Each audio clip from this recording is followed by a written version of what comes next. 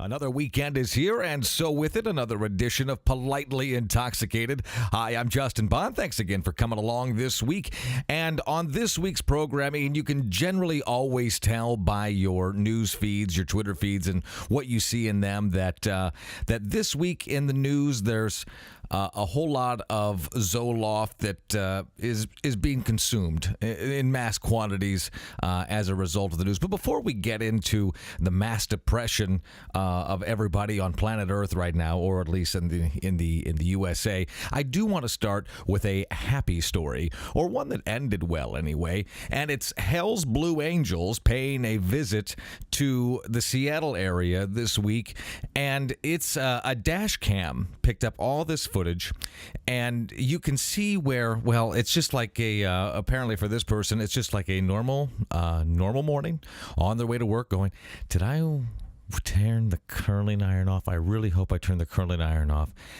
Oh boy, I didn't get Larry his Excel spreadsheet. How am I going to tell him about that? And holy crap, that's an airplane. And you see, this is the type of footage where you look at this and you say to yourself, oh, there's dead people here. There is definitely dead people here. But miraculously, there isn't a single dead person or really even a hurt person anywhere. The pilot, the passenger, everybody on the ground walked away. Now, if that's not something that would make the Wright brothers proud, I don't know what is.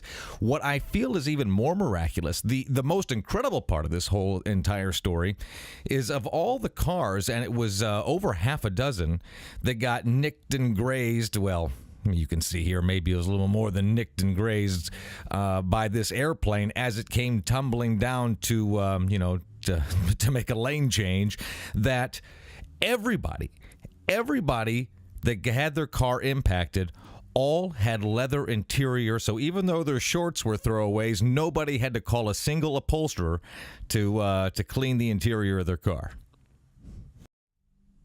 So now it's time to move on to the uncomfortable portion of the show. And spoiler alert, if you aren't aware, there were some changes to, let's say, a certain health care bill that may have been repealed, and it was replaced with something else. And before I get into this, I'm going to have to drink because I'm going to hurt somebody's feelings, and I don't know how I'm going to do it. I don't know why I'm going to do it, but it's going to happen because I'm sure as you go through your social news feeds, you'll find that a lot of people have really hurt feelings over this stuff. So it's time to drink before we get into this. And by the way, this is a fun fact that you will not get on any other show other than Politely Intoxicated, and that's the fact that the surefire way to spot an alcoholic with children is if that person is drinking wine out of a Spider-Man glass. Not saying, I'm just saying. And what we have here today, oh, this is festive. I have a red Spider-Man glass and St. James Winery cherry sweet wine. And some sick bastard drank almost the whole bottle already. I don't know who could have done that. But let's go ahead and get rocking on this thing here because, boy, we've got a whole lot to talk about here, and you're going to be so mad.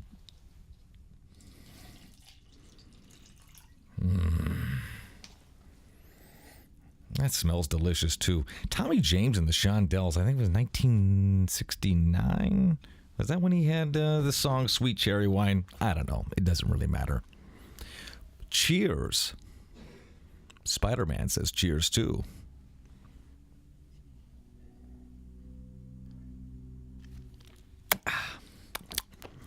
Now that's delicious. Do you know what isn't delicious? Healthcare legislation. That is rather bitter tasting, as it turns out.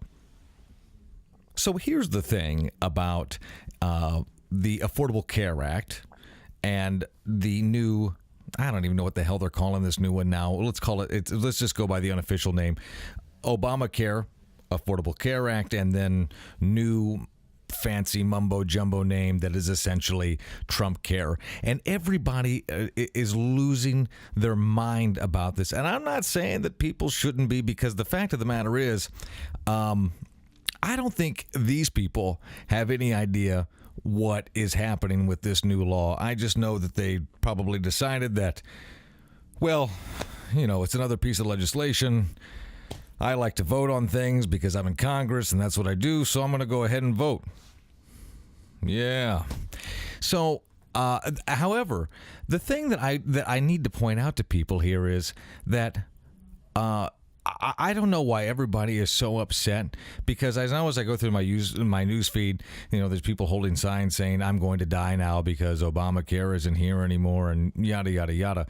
And whether that's true or not, I think remains to be seen, because the fact of the matter is, the people that wrote the law, I don't think they understand it. So inherently, I don't know how anybody else can really understand it, because I have spent a couple of days trying to process all the crap in this new crap law to replace an old crap law. But my greater point is that, did anybody think that this law was going to be worth a shit at all? It boggles my mind how people are disappointed with this law, because nobody's ever accused me of being on any McLaughlin group anywhere, but I knew when they started talking about repealing and replacing it, and whether it was going to be the Democratic Party or the Republican Party at some point that was going to repeal and replace this thing, whatever it was replaced with, was going to be pretty much the same garbage. In fact, I have it on good authority that they even use the same type of paper to write the new law on that they used to write the old law on. And I went to Staples and I picked up the paper just so you can take a look at it. And here it is. It's all written right here, and we can go through this law line item by line item and figure out exactly everything that we hate about it. The fact of the reality is anybody that looks at this law in a way and says that Democrats are the devils, or Republicans are they're Satan and they want to kill everybody, people are just fooling themselves. Both parties, both sides have absolutely no clue what they're doing. And in fact, the only saving grace, the only thing that has given the Republican Party any type of an edge here, is that Nancy Pelosi fell on the sword right before the Affordable Care Act, or Obamacare, was passed, and said this. But we have to pass the bill so that you can find out what is in it. Now, since we've had so much fun at her expense over that statement, the Republicans have, to this point, said, well, I'm not going to say that, even though I'm pretty sure that it's the same deal. And if Nancy Pelosi hadn't been crucified for saying that in 2009, well, any member of the Republican Party would have stood up and said something very similar to that. Everybody needs to temper their expectations about having the government involved in healthcare in any facet. When they got involved with it in 2009, we knew it was going to be crap. And when they get involved with it now in 2017, crap. It's just crap. Which is my whole point to everybody, is that you cannot, if you have any level of expectation of excellence from the federal government on nearly anything, well, you need to prepare yourself to be underwhelmed, because that's exactly what they do, and that is their forte, and their specialty is underwhelming everybody. To illustrate this point, I'd like to point out a few different entities in the package delivery world. On one hand, we have UPS, the United Parcel Service, and Federal Express. Now, as you'll see here, both of these private organizations are putting towards their bottom line anywhere between about $2 billion and $4.5 billion every single year. Now, wouldn't you know, with the United States Post Office, that the government just happens to be in the package delivery business? I wonder how they're doing.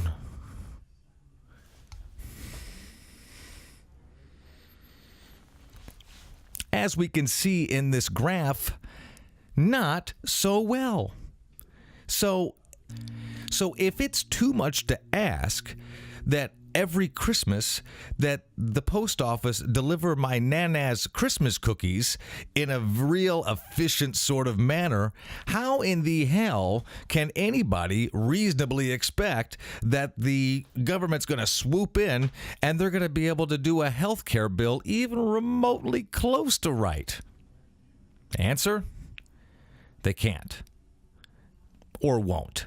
Either way, it ain't going to happen. Not here, not now, not ever. Now, President Trump said that everybody's premiums are going to go down, blah, blah, blah, blah, blah, blah, blah, blah, blah. We've heard that before. If you like the plan you have, you can keep it. If you like your plan and you like your doctor, you won't have to do a thing. You keep your plan. If you like your health care plan, you'll be able to keep your health care plan. If you've got health insurance, you can keep it. If you like your health care plan, you will keep your plan. If you've got health insurance, you like your doctor, you like your plan, you can keep your doctor, you can keep your plan. If you have insurance that you like, then you will be able to keep that insurance. If you like your doctor or health care plan, you can keep it. If you like your health care plan, you can keep your health care plan. If you like your health care plan, you can keep your health care plan. If you like your private health insurance plan, you can keep your plan. If you like your health care plan, you can keep your health care plan. If you like your private health insurance plan, you can keep it. If you want to keep the health insurance you got, you can keep it.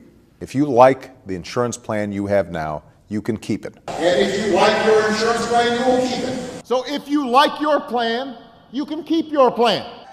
If you like your plan, keep your plan. If you like your current insurance, you will keep your current insurance. If you like your plan, you can keep your plan. If you like your plan, you can keep your plan. If you're happy with what you got, nobody's changing it. Everybody was going to keep their doctor. There was going to be no problems.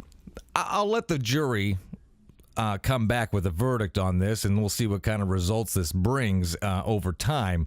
But I'll tell you right now, I think if I start holding my breath now, about the time I turn blue and die is when any of this turns out to be remotely better than what we presently have today. So the only advice that I would give anybody, and keep in mind that my advice and $1.86 gets you a cup of premium roast at McDonald's, so, take it for what it's worth. But going on Facebook or any social media and parading around like this is, the Republicans' plan here, it's like a special delivery straight from the furnace room of hell. Well, maybe. But I'll tell you what, it's not any better or any worse than we would have got and did get from the Democrats, because you got to keep in mind that something had to be done. Something had to be done with Obamacare as it is, because there were states here within the next few months that weren't going to have any options for Obamacare because the insurance companies were pulling out. And they were pulling out fast. So something had to be done. Something had to be changed. Now, this is not any sort of argument saying that what they changed it with is going to be better or it is a viable solution or a good solution at all. The fact of the matter is I don't think that it probably is. And not because I have some sort of inside knowledge or some sort of special understanding about how the new health care legislation is. But it's just the standard that I've come to expect from the federal government. Shit. So this week, President Obama has been getting a rash of criticism, and not from the usual suspects. It's from people within his own party. Bernie Sanders, Van Jones, The Daily Show, people like that, people that would never, ever think to cross the former commander-in-chief suddenly have an issue with him. And throughout his presidency, President Obama was heralded as a guy that was tough on Wall Street, that was going to right a few wrongs. He was basically Wall Street's Robin Hood. People viewed him as the guy that was going to take from the rich and give to the poor, and he was revered for it. Well, this week, the phone rang. Mr. President, we have a conglomerate here from Wall Street on the phone, and they would very much like it for you to show up for a speaking engagement they have, and they said they're willing to pay you handsomely for it. I won't do it. I can't justify doing that. It would be a whole lot of hypocrisy. Mr. President, they are offering you $400,000 to give this talk. How much? When I get my hands on that money, I'll buy the old ladies' home and kick the old ladies out. I'll have the orphanage torn down and get rid of the place for it.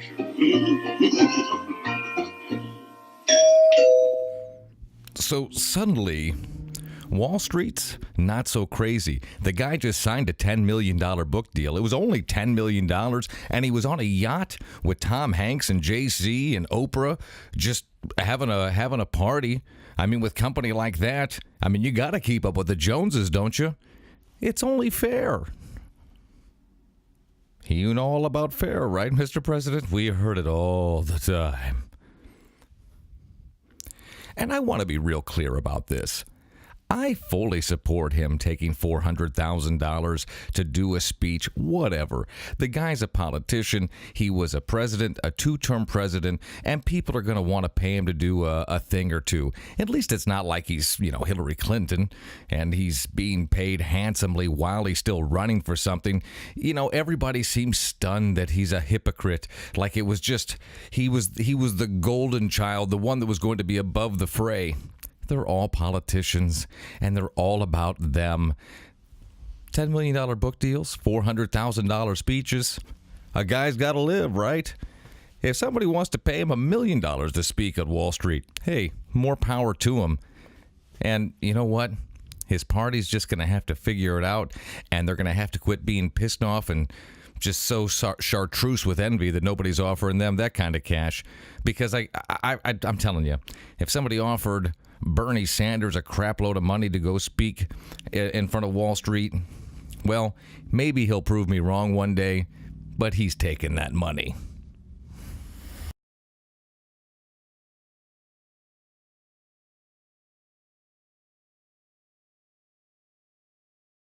To get started on our closing segment of the program, and one of my personal favorites, our Asshole of the Week. People ask me all the time, they say, Justin, do you ever get concerned that maybe there won't be an asshole on any specific given week?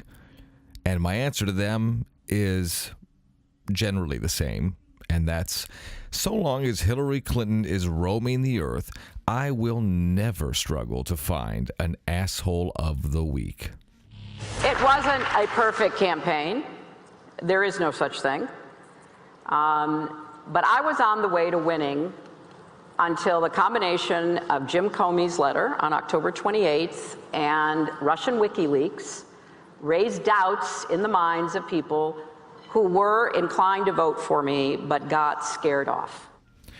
How can somebody be so obtuse, be so dense, and be so, she's like a 70-year-old millennial. It's not my fault. No, nobody's fault here, Jim Comey emails it. Jim Comey didn't put an email server in his house and think that it was wise to do so.